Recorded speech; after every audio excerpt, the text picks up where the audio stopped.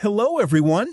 Welcome to our TLE 7 class Term 1 mix for AFA. And for this week's learning competency, determine poultry and livestock materials, tools, and equipment and their uses based on industry standards. And for our short review, let us have a short activity. Direction.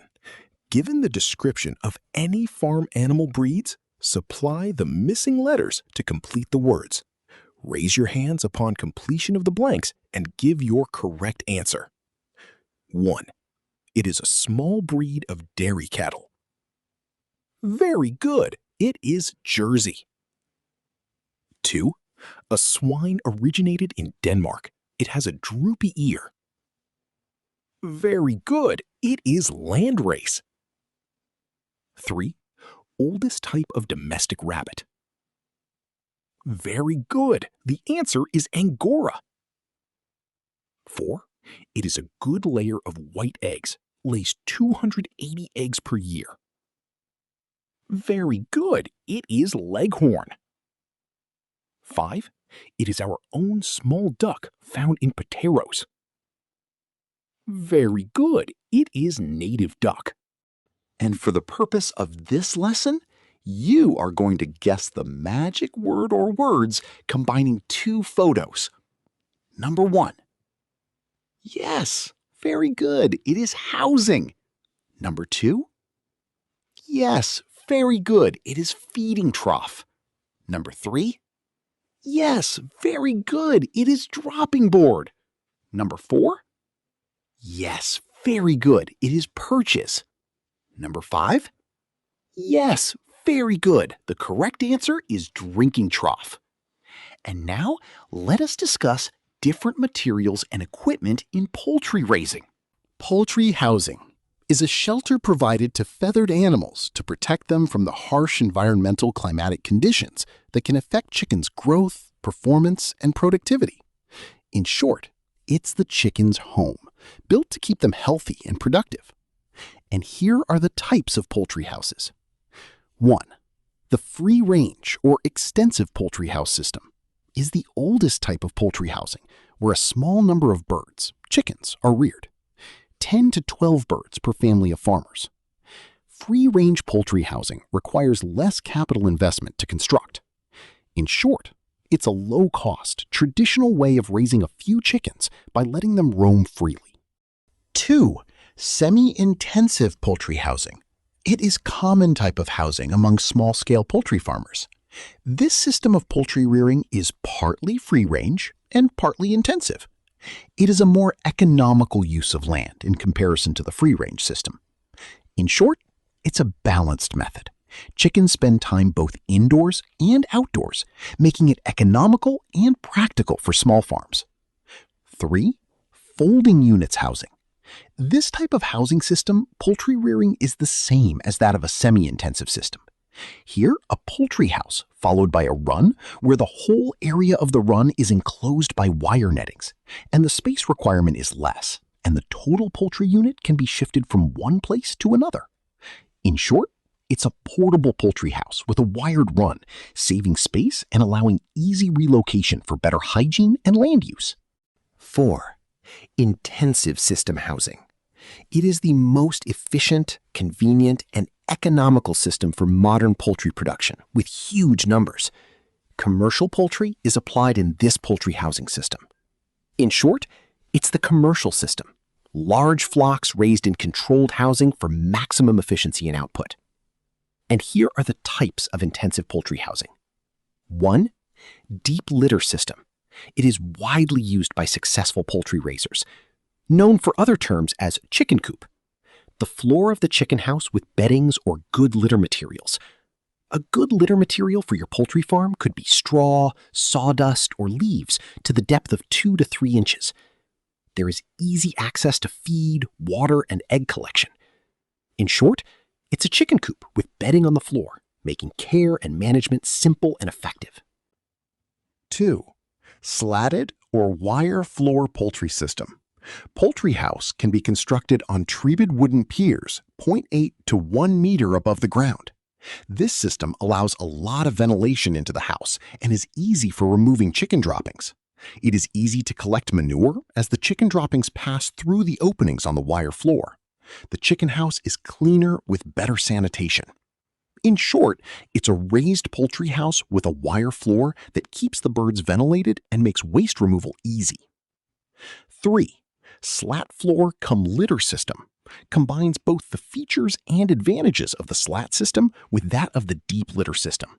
It has slats on either side of the house against each side wall, leaving the central portion for the littered floor. The water and feeding trough for this system are placed on the slatted area so that wastes can drop to the floor through the slots. It also has drinkers and feeders in the litter area. This housing system is actually good if you are producing broilers or going into the production of eggs for hatching.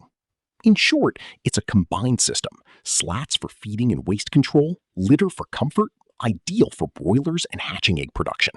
4. Multi-tier housing system, or aviaries. It is considered the best non-cage alternative to cage systems for large-scale egg production. This is because it allows the housing of large flocks, ensuring excellent production results and low mortality. The spacious character of the aviary provides living space at several levels. Approximately 18 hens per square meters can be stock on the flower surface. In short, it's a spacious, multi-level housing system for large flocks, ideal for commercial egg production with excellent results. 5. Cage or battery housing system.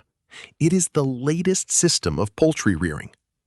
The breadth and height of the cage are 1 foot and 1.5 foot respectively, and the length depends on the number of birds to be kept in the cage. However, it is better not to keep more than 10 to 12 birds per cage. The birds are confined in a cage just large enough to permit limited movement and allow them to stand and sit comfortably. Feeder and waterer are found outside the cage. There is less cracking of eggs in this system, as the birds cannot perk on the eggs. It is easy to collect eggs in this method. In short, it's a modern cage system that confines birds for easy feeding, waste control, and safer egg collection. And the second type of material and equipment used in poultry raising are perches. These are horizontal and vertical poles installed as a resting place for poultry animals. It should be provided, especially during summer, to keep animals cool and comfortable. In short, perches equals resting poles for poultry, useful for comfort and cooling, especially in summer. 3. Feeding trough is a long, narrow container made of plastic or metal used to hold food for farm animals. In short, feeding trough equals container that holds animal feed, usually long and narrow. 4. Waterer, or drinking trough, is a man-made or natural receptacle intended to provide drinking water for poultry animals. In short, waterer equals receptacle that provides poultry with drinking water. 5. Dropping board. The area found below the roost bar in a chicken coop. It helps by collecting the manure and keeping it contained so that it is easy to remove after a chicken has shed its droppings. In short, dropping board equals surface under roost that collects chicken droppings for easy removal for early life. 6. Chick brooder. Equipment used to provide warmth and light to rear the baby chicks during the first few weeks of life. In short, chick brooder equals keeps chicks warm and lit in early life.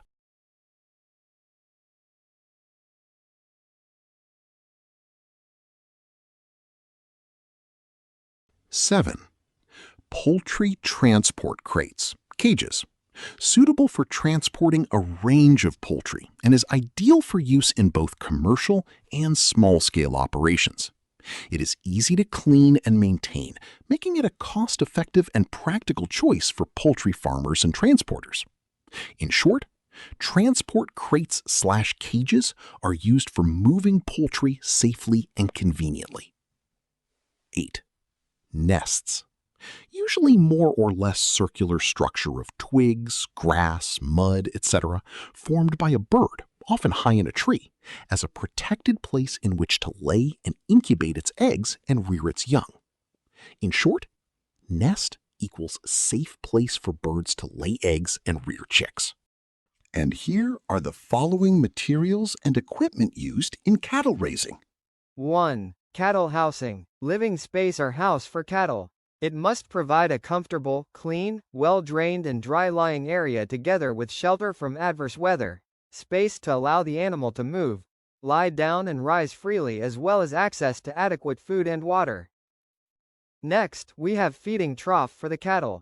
It is a long, narrow, shallow receptacle, usually in a barn or stable, from which cattle or horses feed.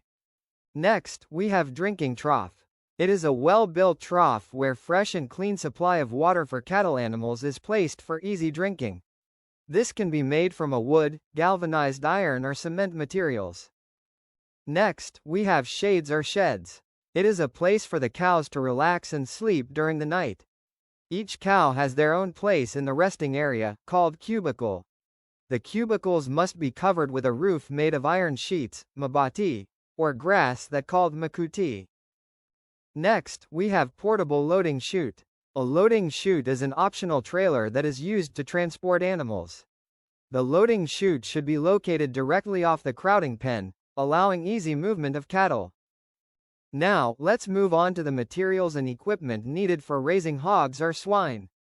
But first, let me ask a question. Does anyone here have experience with raising hogs or swine? Now, let's watch the videos about raising hogs or swine.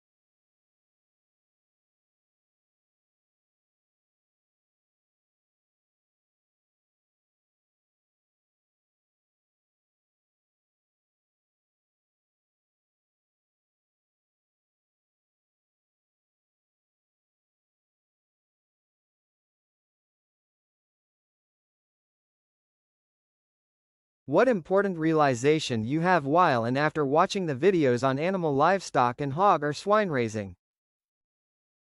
What important things to remember for you to be successful in hog or swine raising business? Here are the materials and equipment for hog or swine raising. 1. Swine housing, designed to protect pigs and give them the most ideal environment for growth and production. Swine housing is crucial for promoting animal welfare and health by providing a safe, clean, and comfortable environment that protects pigs from extreme weather and disease. It enhances management efficiency by facilitating easy feeding, watering, and cleaning, while also supporting better growth and production rates. Additionally, proper housing helps ensure compliance with animal welfare regulations and improves the overall profitability of pig farming operations. 2. Pig feeding trough. It is a disc-shaped feeder trough can be positioned in the center of the pig barns, so that pigs can take feed from all directions. Pig feeding troughs are important because they ensure that pigs have easy access to feed, promoting efficient and consistent feeding. They help reduce feed wastage and contamination, leading to better overall nutrition and growth performance. Additionally, properly designed troughs can support better hygiene and facilitate easier cleaning, contributing to improved herd health. 3. Swine waterer. Modern piped water systems within buildings on pig farms provide pigs with continuous access to drinking water, and on many farms are also used for short periods to medicate growing pigs with antibiotics to help keep them healthy and productive. Swine waterers are crucial for maintaining the health and productivity of pigs, as they ensure a consistent and clean supply of fresh water.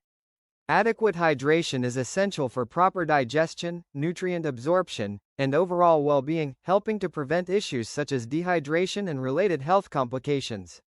Additionally, properly designed waterers can reduce waste, minimize contamination, and encourage more efficient water consumption, contributing to better growth rates and overall farm efficiency. 4. Hog wallow. It adds comfort to the hogs during hot weather. If properly used, this may improve growth rate of growing swine. Hog wallows are important for pigs as they provide a natural means for thermoregulation, helping them cool down in hot weather and preventing heat stress. Wallows also play a critical role in skin health. The mud helps protect against sunburn and minimizes skin parasites, contributing to the overall well-being of the pigs. Furthermore, wallowing behavior is instinctual and contributes to a more natural and enriched living environment, promoting welfare by allowing pigs to express natural behaviors. Thank you for watching my video. I hope you found it enjoyable and learned something valuable from the content presented.